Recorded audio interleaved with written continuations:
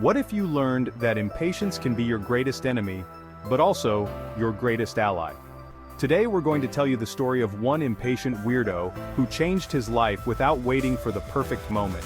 Get ready to dive into an exciting journey full of ups and downs as we uncover how one man, his fierce drive, and life's challenges can inspire us all.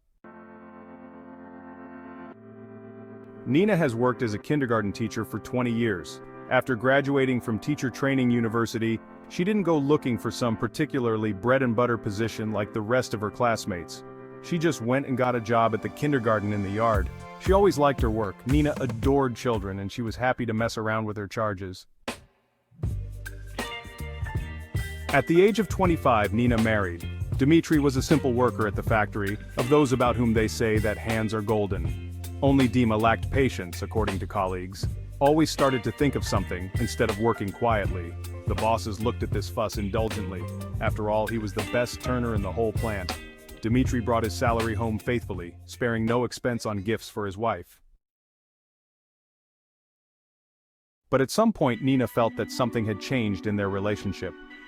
Dima began to linger at work, was no longer so affectionate and caring. No, he did not make any claims to Nina, but the young woman felt something was wrong. One evening, Nina returned from work. She was very tired.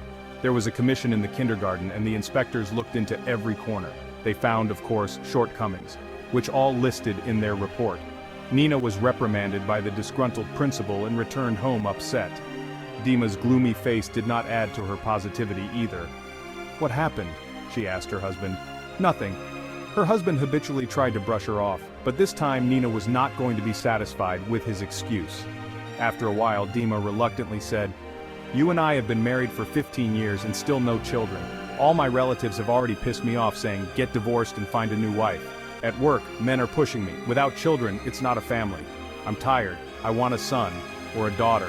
I want a child, Nin, an heir and joy in the house. Dim, well, we've already gone to the doctors. They said everything is normal in both of them. What else can we do?" "So God doesn't give us children," Nina answered her husband. The couple sat for a while in complete silence.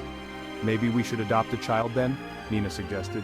"I don't need other people's children," Dima blustered. "Am I a man or not a man? Why do I need some other man's child? I need my own." Nina and Dima had a huge fight. A month later, Dima filed for divorce and Nina did not object. Divorced them quickly, there was nothing to share. Each has his own premarital gained and inherited. 10 years later, Nina, together with her second husband Sergei and son Gleb, went to the shopping center. Gleb asked for a new car for his birthday, and his parents decided to combine shopping with a trip to the movies. Nina was walking along the gallery, looking at the dresses in the showcase, when suddenly she ducked into a man walking towards her. "Excuse me," she mumbled, and flinched at the answering voice. "Ninul, it's you!" Dima exclaimed happily, reeking slightly of alcohol. "Hi," Nina responded indifferently. "Nina, is everything okay?" Sergei asked her. Nina had to introduce the men. "Well, how are you? I see everything is going well with you." Dima looked at Gleb with some envy. "But I haven't had children for 10 years. I've been married 3 times. I can't count the romances. And still, nothing has worked out with anyone. It's like some kind of spoil on me." Nina smiled strainedly, said some duty phrases and hurried to say goodbye to Dima. The rest of the day went well. She and Sergei bought Gleb a toy, watched an interesting movie, ate burgers at the food court, and went home.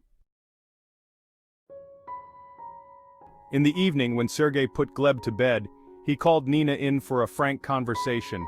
"Nina, I've been thinking all these years why Gleb is not like me at all. I thought that he looked like a relative from your side, but today I saw your first husband and I realized everything. The same cut of the eyes, the same ashy hair. It can't be!" exclaimed Nina. She hadn't given it a second thought all these years.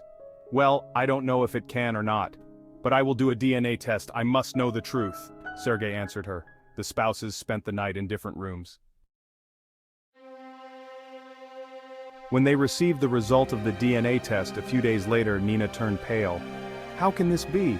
We with him for 15 years could not have children, and now it turns out we could," she whispered in surprise. "Are you sure it's his child? Could it be someone else's?" "Well, certainly not from me as it turns out," Sergei asked snidely. Nina ignored his snide remark.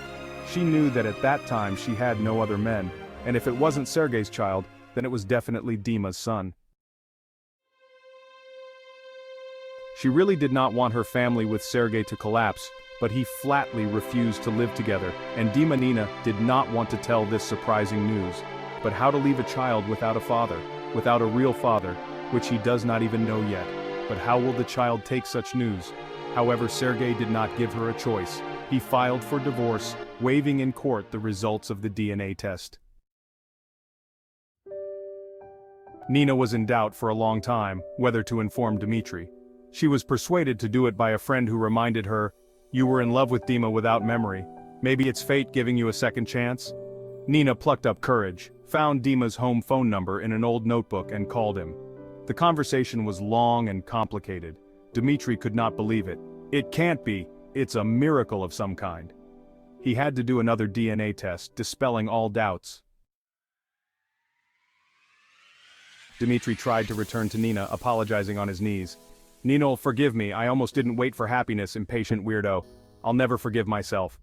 Nina sighed and replied, "Both of us are good. How only now can we correct our common mistake? In my opinion, there is only one way," Dima answered, "to return everything as it was. Well, do I move in with you or do you move in with me? You'd better come to our place," Nina replied, smiling.